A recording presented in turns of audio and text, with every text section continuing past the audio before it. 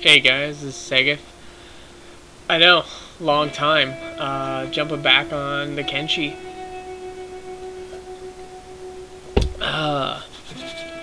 Alright, so welcome to patch 0.68. A lot has happened. This patch came out Monday, which was Memorial Day. And today is Thursday. I know there's a bit of a gap. I've been busy, playing this and a lot of personal, real-life stuff, mostly work-related.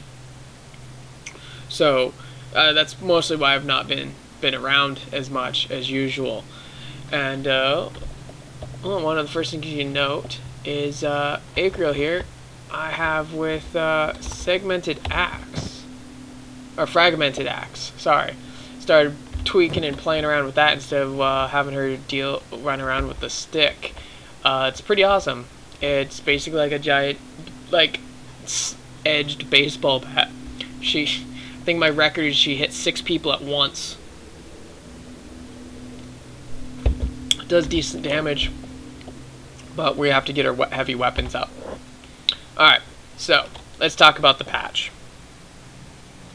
First off, this update is quite a bit different than the others. Update 0.68. To access this update, this is from the perspective of Steam users. Now, what you have to do is you have to right-click on your Kenshi line in your library and choose, go down to Properties, and it'll open up another window. You want to choose the Beta tab, and then select the Beta options, and then choose the Experimental option. This will allow you to continue to update the game, but what it does is it gives customers and players the ability to roll back to a previous version of the game, safe and easy, in case there were any complications or really ugly crashes or whatever with the new update. And then to revert, all you have to do is follow the mentioned directions and choose the none opt-out of all beta programs, and it'll roll you back. And this, how they wrote it was that this allows still for all saves to be handled this way, so I can take my save with these 4 and jump back and forth between the 2 versions of the game, which I really like. That gives us options, gives stability, gives you the ability to opt into the new stuff if you want to hassle with the potential glitches, which I've only found one, which all I had to do was reload the game and it was fine. Which basically it was like there was an invisible wall that was drawn across the sand, and then there was like bandits and Holy Nation that were trying to get to each other, and they were just like, there was a 5-foot gap between them, and they just kept running at each other. I'm like, alright, you guys do that. And I went to walk on past, and I also hit the wall. And I was on the same side as the bandits. But the bandits didn't even bother with me because they were so hyper-focused on the Holy Nation, and the Holy Nation on them. They were in like a locked conflict or combat. Tasty. So one of the other cool features, which I stated that, I had this idea that I was going to pick a new place to live. If you guys notice, I'm at the location of Homebase 2.0. So part of the reason why this patch came out on Monday and why it took me so long to get to you, or do this recording, was I wanted to find a place, and so I basically traveled up here, went through here, which Skinner's Rome is kind of a cool place. I had never been there before. That's kind of interesting place. And so I basically went around a lot of different places prospecting, which is one of the key features of this new patch. And so we'll demonstrate it right now. So prospecting is right here in the bottom right corner. It has a little tooltip. This gives information on richness of resources at your location. Stone, iron, water, fertility. Fertility means soil fertility, so for growing hemp and wheat. It's important to check these things before building an outpost. So let's do that. Boom. We'll drop up a little window, and so it says it's great. So green number for stone, green number for iron, red for fertility. So I can grow here, but it's going to be at a reduced, a very reduced rate. And then here it says water. So we have our stone mine. So I'm actually going to take Dixie while we continue talking about this, and we're going to mining. We're going to do stone. Nope, that's not what I want. Stone mine. Ah, as you see, I've prospected on 100, so it's all good. Just put it right there.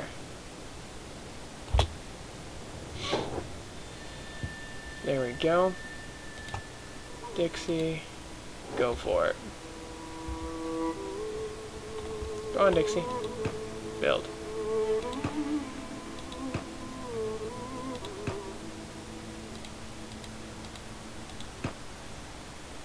Oh, I know what the problem is. Dixie doesn't have her bag on. There we go. So she had no resources. That was my bad. Very noob mistake, I suppose. Oh, is it auto-saving? Whoa. Okay, zoomed in there and tweaked out there. Alright, so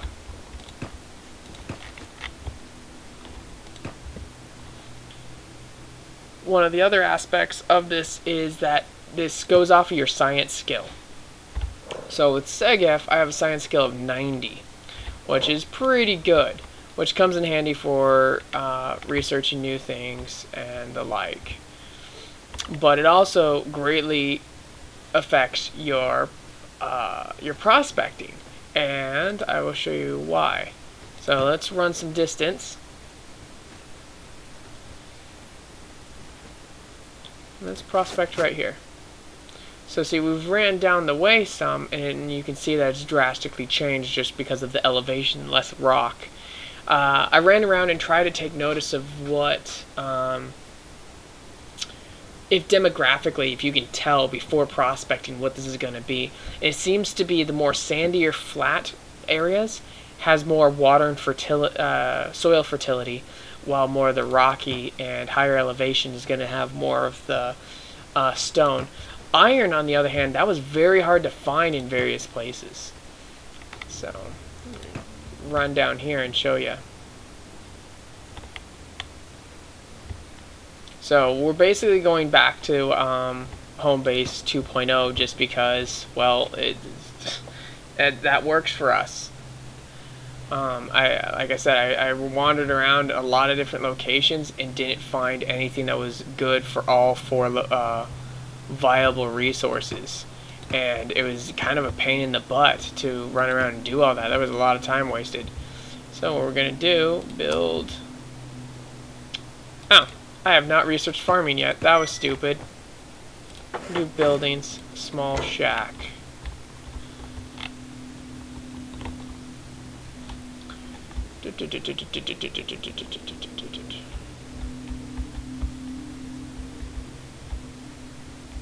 Let's have it back up.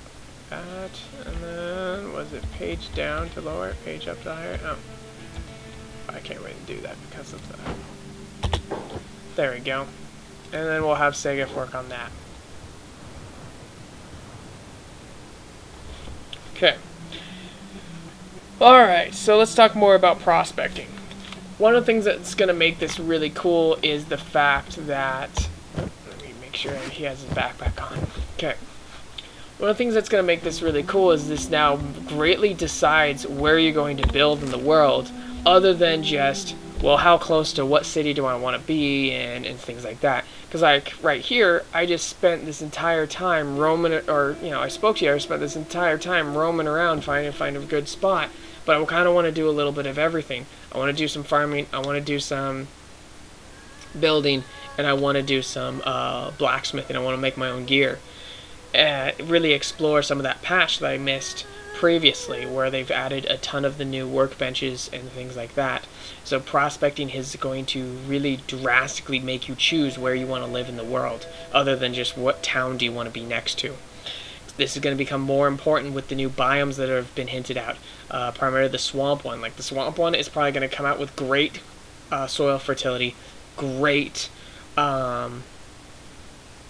water resource. Oh, and we found a friend. Looks like we found a couple of friends. How many friends? Oh, a couple of friends. Alright. So, yeah, that's going to come in great handy. I think it's going to be a giant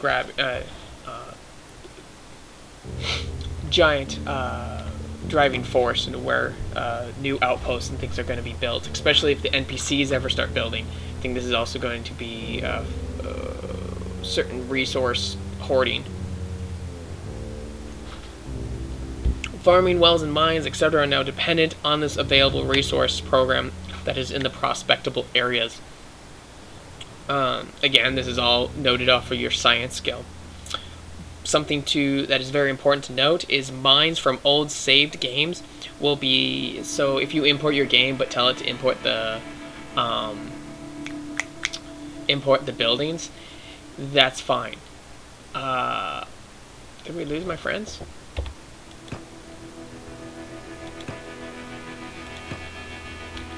Oh, we did. We lost the friends.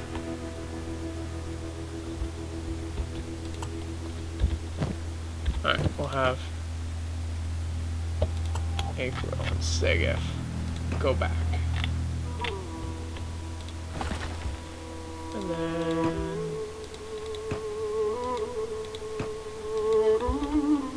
Dixie, I'm going to need you to build stone processing.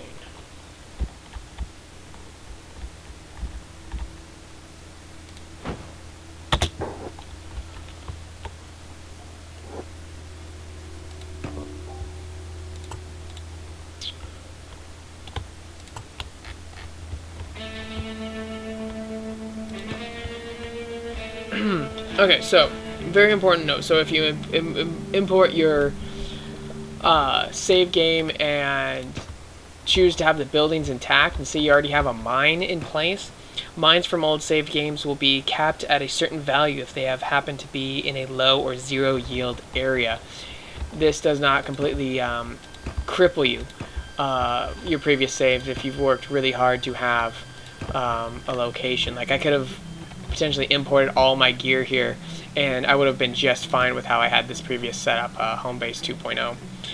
But what it doesn't really state is it's not stated if or it just says mines, but it doesn't state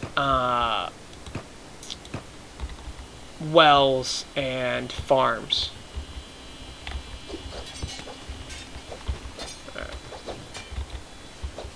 She's kind of getting her butt kicked. There she goes. Starts to get some swings in. Oh, she might go down. This is bad. There she goes. Just knocking some fools out. But yeah, she gets some reach on that weapon.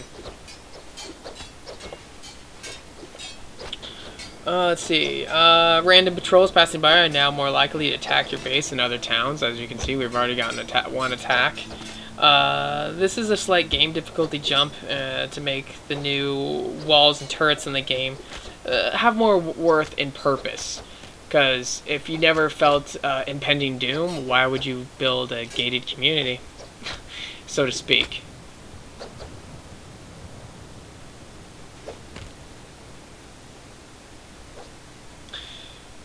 She's blitzing fools.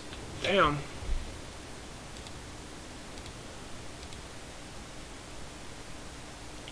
Tell her to medic up. Production rebalanced. Most machines and mines need way less workers and production efficiency improved with each upgrade. This will greatly help players like myself and say am okay with his solo play and my small team play. Smack that fool. There we go. Bandit leader? No, he's not gonna have anything. Shit.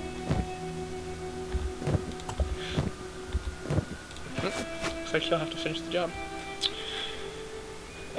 Building speed has been doubled, so this is gonna make builds just go faster, which, you know, I'm alright with, whatever. Added 3 new walls and gates, extending the levels to 3, 4, and 5. Previously there was only 1 and 2, which were looking pretty good, so that's going to be fun to see what the next levels look like. Turrets now snap into fixed wall positions. This will help balance the game's defense/offense ability of siege warfare. And I assume will also prevent various bugs in turrets placement. I'm sure that's easier to code and write if you don't have to like worry about having 20 different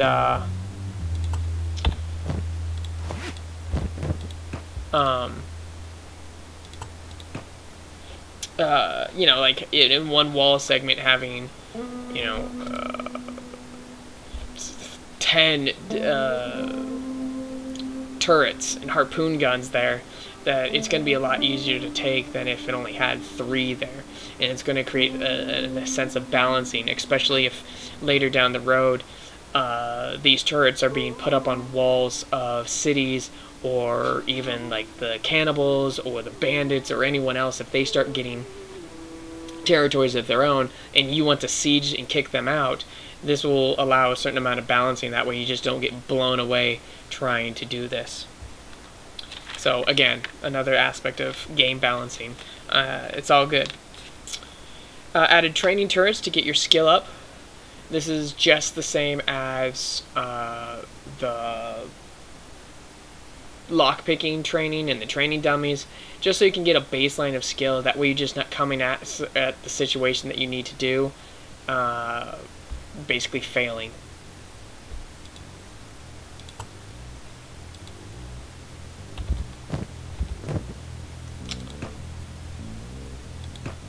Apparently I'm out of resources.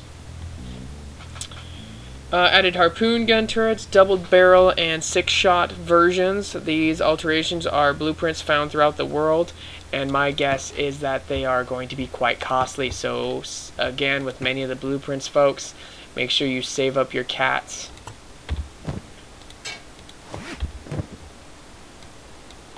And you know, cash, so that you're able to do this. Let's see, where does she have one? Advanced harpoonery. So I've actually been able to find one, and it cost me 25 grand. Luckily I had enough saved up, and roaming around the world I was able to accumulate enough money by selling basically beating sticks. Contains theories for a ridiculous looking advanced harpoon turret design that can supposedly fire multiple shots. So that's a thing. So multiple shots. Now, I don't know. I'm going to work very hard to try to get to that point so I can fire off these harpoons at attacking bandits and maybe some sand ninjas. But when it says multiple shots, does that mean that it hits the same target multiple times? Or do we now have kind of a scattershot AoE mechanic that we can shoot at a horde of them trying to break down your gate? Like I said, that's going to be great. In conjunction with the training harpoons, or the training turrets, that's going to allow an individual to get their skill up so that they can actually be accurate. And the turret stat that is in the game, this stat will affect your accuracy, reload speed, target acquisition, so changing targets, and also the ability to avoid friendly fire. So if you have a target that's down in there fighting, that you don't have to worry about getting harpooned by yourself. Alright, now right here, as you can see off the bat, it's 1 to 4, I believe. And now it says, it's working just fine and it's understaffed. That's cool, this new little tooltip that comes up. Oh wow. The richness of natural stone presented in this locale, anything above 50% is considered good. Efficiency, stone underground. Current efficiency. Number of workers, 10%. Oh, this is neat. I like this. This is the new breakdown of productivity. This is awesome. damage, minus 11. She's just not done fixing it? Oh, okay. So damage also affects the efficiency of it. That is good to know. Gotta start working on that. So that's also a neat little thing. Added enable citizens in towns to the options. This, you have to restart your game when you do this. It states that turning off citizens will improve performance a little bit. Now, this is going to help people with just rendering problems. Maybe you don't have enough RAM or enough, CPU or possibly motherboard. If you're working with a little bit older rig, possibly would help mine out a little bit. Mine's not terrible, but it's not top of line by any means. It just means that the random citizens that are drawn into the cities and wander about aren't going to be there. And so it's just a little bit less that the game has to really work on. The game forces your computer to really work on it, which is good. Also added an autosave timer option, so you get to set how fast the game will autosave. And then, well, like I previously mentioned, in the previous patch, they added a lot of dozens and dozens of new blueprints, cloth and armor workbenches, so that there's so much new armor and crafting that you can do in the game. It's ridiculous. Let's see, I got some of the patch notes here, so let's talk about bug fixes. You can now dismantle the furniture and buildings that you purchase. So like at Shark, I've previously shown that for like 2,000 cats you can buy a house on the outskirts of Shark. So if it comes with furniture in it, you can now dismantle it. Limited population slider to 2 times. Too many people were setting it to 4 and wondering why the frame rate was so bad. You can still set it higher than 2 by editing settings.cfg. Fix the storage chest not working, as well as visual bug for storage boxes inventory. That was a problem I did run into the last few times I played, almost a month ago, well before this patch. The storage box just didn't do anything. He changed the name of Catan to Kapan, and then now to Katoon. I don't know what was going on with that, so there it is. That's now called Katoon. I understood why he changed it the first time. I don't know why it's changed this time. Made indoor buildings more tolerant and easier to place. Stopped gates and walls appearing red before placing them. Fixed a bug where clicking to attack an enemy that was too far away, the character would just stand there and stick their thumb up their butt. Fixed a bug with the female character editor, limits using the male limits. So that was kind of a thing, but I didn't run into that problem so much, or maybe I didn't realize it. Alright, now that's all fixed.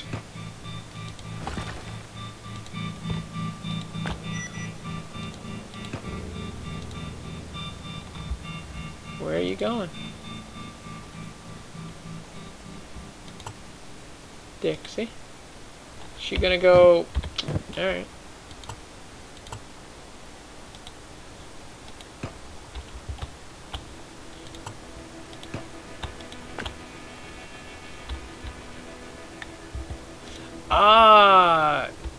I know why that won't work. Do I have any of this left? No, I don't. Dixie, get back up here. I think I might have shot myself in the foot with this build.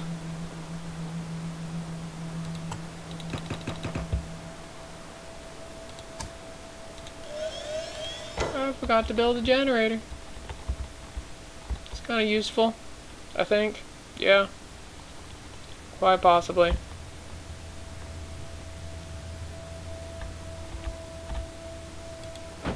Put it up just like that. Some future ambitions that he has is he's going to put a 64-bit build to prevent super crashes, new pathfinding / movement system. He's been working on that for months. Hopefully we get to see that come out, and fix that awkward wall placement interface.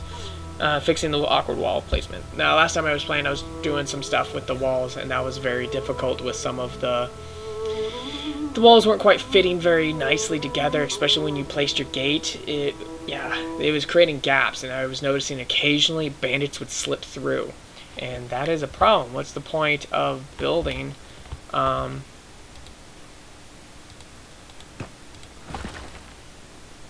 There we go. So we'll get that going. What's the point of building a wall if people can get into it? So that's pretty much catches up on what's going on with Kenshi. I'm going to do some more playthroughs. I have some other stuff planned that I'm going to do, and I'll probably do some Kenshi footage in the background with it, just because, you know, showing off some of the new stuff and I need to get up to date. But yep, I got some other stuff going on. So I'm back. I'll keep you guys tuned in. So yeah, check out the new patch. It's so far pretty awesome, and there's a lot of stuff to do now, especially in crafting. So those that are self-sufficient, there's going to be a lot of reward, as well as the whole aspect of this siege warfare or siege protection that's going to be in, that you're going to be able to protect yourself, and I feel like that's going to be key. Another thing that I'm really looking forward to on the horizon that he's hinted at a few times is animals and the new swamp biome. That is amazing. I sent him a tweet and I asked if there was going to ever be, can I ever tame these animals as guard dogs or as some kind of resource, and all I got back was yes, basically. Yay, we got power. That was the, wow, that was...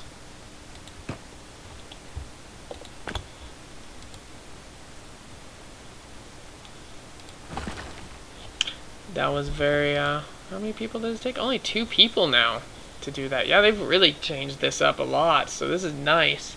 The efficiency for building. Speed this up a little bit while we do this.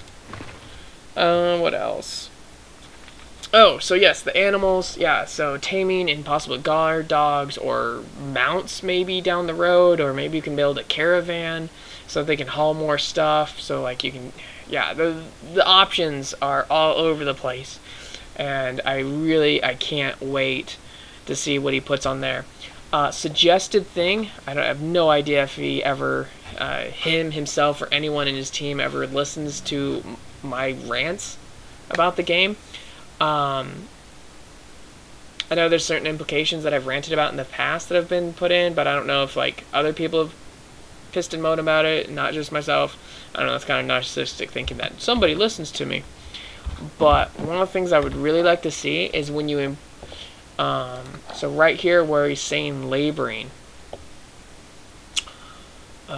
laboring ×1, or like when it says like XP, combat bonus 10%, or athletics XP bonus, yada yada. I would like to see maybe even an XP bar within this. It would even be cool if it was just a color shade. So like these are all gray, but see like a maybe a slight blue line go across, so you can see that when this laboring button, like he's laboring, that I can see if I just keep him laboring for another like couple minutes, I will get him to ding, so to speak, to 77. Just otherwise, I have no idea. I mean, it tells me that he has, you know, when I run around with strength, weight, that they're at, you know, 10% strength XP or 30% strength XP because they're overloaded and carrying a person. I would like to see an XP bar of some sort that I can kind of tell what I'm doing. Another thing I would like to do is, so you got all these shift click commands, right? But there's no shift. It'd be cool to do shift click and have them run back and forth, so you can pick 2 locations and have them just run back and forth if you so to shift click.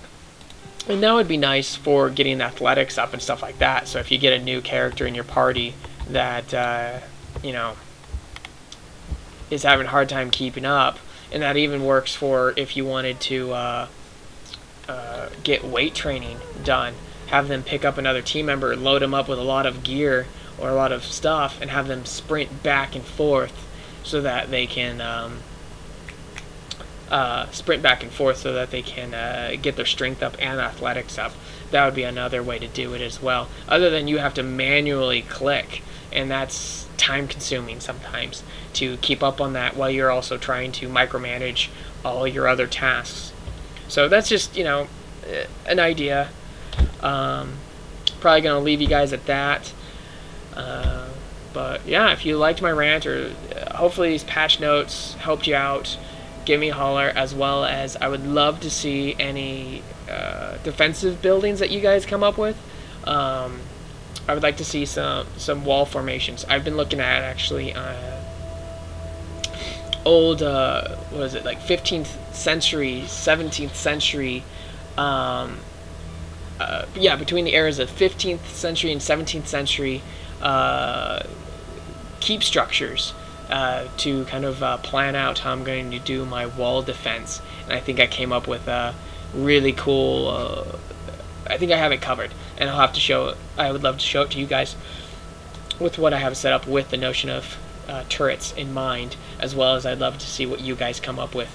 So if you guys would like to send me your pictures of your towns, please send them in the information down below. You can reach me via Twitter, email, as well as YouTube. Well guys, thanks for listening to me.